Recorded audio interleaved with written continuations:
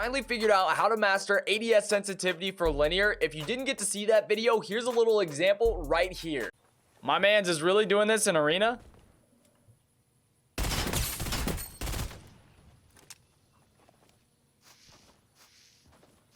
Hey, what'd we say about Hey, who talks some trash on linear aim assist? But today's video is about something completely different, but just as important as ADS sensitivity when it comes to controller players.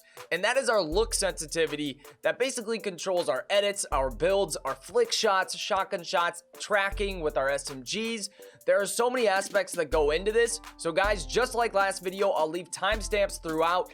I put so much work and effort into finally figuring out linear, but also exponential and legacy for you guys. So if you don't mind leaving a like, but it's your bro Rodey bringing you another video. Let's get right into it. Just like last video, we're going to start off and reset all of my settings, except I'm keeping my ADS sends. That is all going to be exactly what it is. And it's right here. This is what we decided in the last video.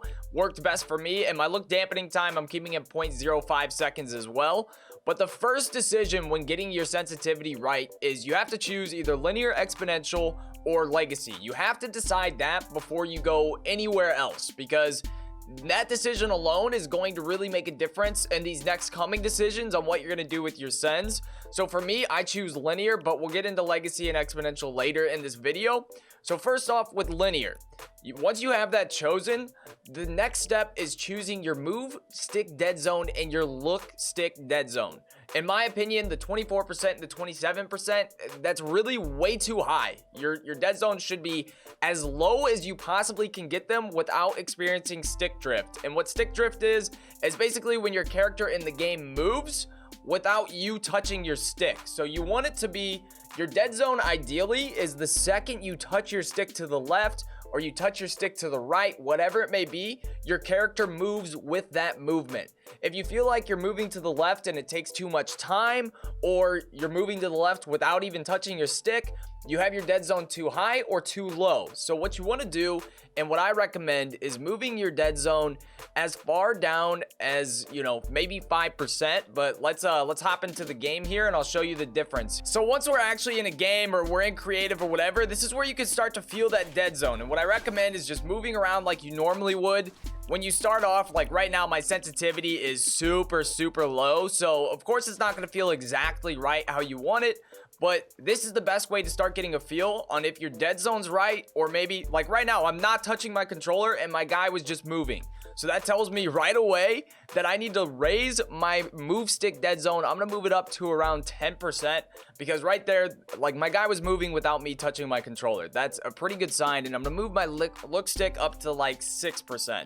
You want your look stick typically to be less than your move stick because there's going to be many times where you're trying to be very precise and not move too much around, but you're going to want, especially if you're on linear or even on exponential and legacy, you want to be able to move and flick your shots and move your edits very quickly, which is why you want that look stick to be lower. It honestly feels better, and 10% and 6% are the ones that I actually do use on my main account. Yeah, we're good there on dead zone. I recommend just keep tweaking it like that. If you get that, what I just had, where you're moving and you didn't even touch your controller, you definitely need to raise your dead zones, and I wouldn't go too much higher than like 15% though on either stick. So now this brings us to your build mode and your edit mode sensitivity. And by the way, the dead zone tips, those work for console and PC. I've been playing on both. The dead zones remain relatively the same. It just depends on your controller. So you guys might have different dead zones than me. It doesn't mean your settings are any better or any worse. But getting into build zone and edit mode sensitivity, what I recommend for this is something that I feel like a lot of people have been messing up, and I recommend starting with your edit mode sensitivity. But here's the trick. What you're going to want to do is, and what I think a lot of people mess up, is when you start getting wrong settings. Let's say you move your horizontal look to 42% and you move your vertical to like 41, and you're like, okay, well, this is lower than my typical send, so I have to crank my edit sensitivity way up there. And you see how like fast this goes, but the problem here is this is the reason a lot of you guys miss shots after edits, because you just tweak your edit sensitivity and you just keep pushing it up and up and up. And so think about this real quick. You're used to moving at 42% speed, I think is what I put it at. And then when you're editing, you're moving like that. You know how hard it is to hit a shot after going from this quick? Like, just look at this. Look how quick this is compared to this. So what I recommend with finding your edit sensitivity, we're going to put this down to 1.0. And instead of toggling the edit mode sensitivity right away to try to find the perfect one, we're going to move our horizontal and our vertical speeds up to 100%. And we're going to move the boost down to 0 for now. We'll talk about boosts a little bit more here in a second. But we're gonna have horizontal and vertical speeds at 100%. So now, obviously, this is gonna feel way too fast here. Once you have your look on 100%, you're gonna be able to keep hitting these edits. And if you feel like this is too quick for edits, which actually this does feel like pretty fast for me even, then you know, let's say, so this is a multiplier, guys. I hate to get into math again, but we're gonna be doing it again in this video. So let's say that 50% feels great for your vertical and your horizontal, then you know that your edit sensitivity can only be 2 times. 2 times, because you know that 100% is that look in the vertical speed that felt best for you. In my opinion, that still felt a little quick, so I would go down to around 1.8. But the deal here, and ideally what you guys are going to do, is you're going to keep moving your horizontal and your vertical speeds. So 100% felt way too quick for me. So let me go to 90% here. So what we're going to do is we're going to put it on 90%, and I'm going to try my edits out and see if this stuff feels good. Which 90% already feels like I'm a lot more controlled than I was on 100%. So now let's just try out. We'll go down to just to kind of make a point of this. Let's go down to 60%. Let's see if 60% feels good. So we go to 60%. And it feels okay, but it definitely feels too slow. Like, I can't hit all my edits at the speed I want to. And I have to be kind of a lot more precise with this. So then we would jump up to 70%. We jump up to 80%. And that's how you find your edit mode sensitivity. So you got to find your edit mode sensitivity before you find your look horizontal and your vertical speeds. That is one of the keys that I feel like most people mess up, and it's something you've probably messed up yourself, because I have personally not done this right in the past many a time. So what personally feels best to me is around 85%. That is what feels the best when it comes to my sensitivity. So for this next part, we're going to move our horizontal speeds down to 50%. This is just a good testing ground, in my opinion. 50% is like the perfect area to test if your sens needs to be lower or higher than that. But what we're going to do is, now that I've established that 85% feels the best for me with edit sensitivity, what you got to do now is find your multiplier based on 50%. So 50 times 1.7, we're doing some multiplication here, is equal to 85. You got it on the calculator right here. So what that means is that 1.7 is my edit sensitivity at 50%. But let's say that we changed our horizontal or vertical. That's going to slightly change our edit sensitivity. So you guys are starting to see how this is all coming together. And that way you can control your edit sensitivity while also controlling your look and your vertical speeds.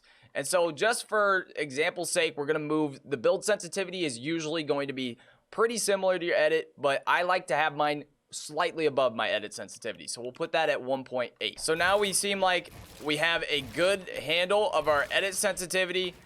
The build sensitivity feels pretty good too. And we're absolutely cranking already. We're about to be goated on the sticks. So you guys are seeing how this is starting to come together. So for the next stage in finding your sensitivity, we're going to be hopping into Tito's course right here to try out some aim training. And what we're going to be doing is going to the 360 hipfire part. So right here, this is where we're going to be able to find out what our look horizontal and vertical should be, because in my opinion, these are two of the most important values in the game. So what we're trying to do in this stage is figure out what sensitivity works best for flick shots. So right here, we're just in this 360 and we're trying out our flick shot. So you see, I'm just flicking to the target, and it's actually kind of ironic, but like 50% is usually around where my flick shots are pretty accurate. What you are aiming to do here is be able to move to the target pretty quickly, but also hit them accurately. Ideally, that's the goal. Of course, you're not going to be perfect, especially not at first. And I do want to say this is harder on console. But 50% is pretty much always really good for me when it comes to look horizontal. So that's what you want to decide here. is what is good. 50%, that is really good for me on my flick shot. So the next step here, and guys, I know this is a very roundabout way, but what we're trying to do is get you guys a sensitivity that lasts you a long time. And this is a process that instead of like most YouTube videos on aim, where people are like, you know, here's my settings, just copy them. I've done that in the past and stuff. Clearly it doesn't work for you guys, so this guide is actually going to help you guys. So now we're going to want to be in the 360 portion here where the targets are moving, and this is where you want to test.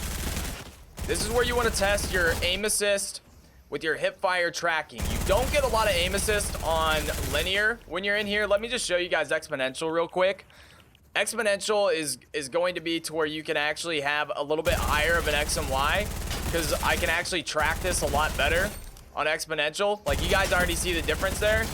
But watch what happens on linear whenever we lower our sensitivity in here. So you guys saw exponential. Now let's lower to linear, and let's go to around 44. And I like to have my vertical slightly lower. But whenever we lower that, we're able to track a little bit better. Especially a lot better than I was at 50%. 50% just felt like way too fast. And it's not the same as exponential. That's one of the advantages exponential has over linear, is the hip fire from like this range. But at this point in games, you're going to be able to ADS kind of like I did in the last video, and you can track really well on linear. So I would recommend at this range on linear to be ADSing, but it's the perfect way to test if your hip fire is too fast or too slow. So 44 and 43% are usually really good for me, but I recommend you guys keep tweaking your settings in this stage right here until you find the perfect sensitivity for where you're actually feeling like you can accurately target these guys with your hip fire. But here's the trick. Now that we've done that, we know that 44 and 43% are really good at that range. But what's the difference here?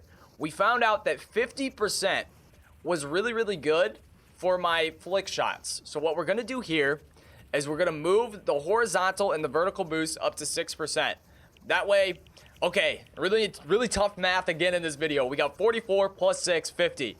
And I like to just keep the vertical boost and the horizontal boost the same, so it doesn't really surprise me too much. So that's why I keep this one at 6% as well. So it's going to be 50 and 49, which is absolutely fine. But you guys see how this is all coming together now to where when I'm barely moving my stick, I can accurately track this guy. But if I want a flick shot, I can push over and I can flick shot. So like you guys see, it's really hard to flick from this range, and it's doing 1 and 6 damage. So it's not the best example in the world, but that is where I was absolutely wrong. And I think a lot of people were wrong with linear, that it's better to go, even just like on the ADS, where it's better to go low on your look speeds.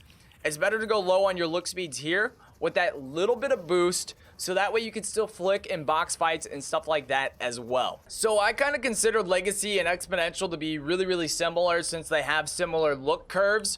But what you're going to be looking for here is you can actually have a higher X and Y on Legacy than you can on linear. So I like to go up to like 70-65%. And also Unknown Army has been absolutely shredding every single person in the competitive scene, and this is around what he plays. Your targeting sensitivity should be anywhere from 30 to 40 in my opinion.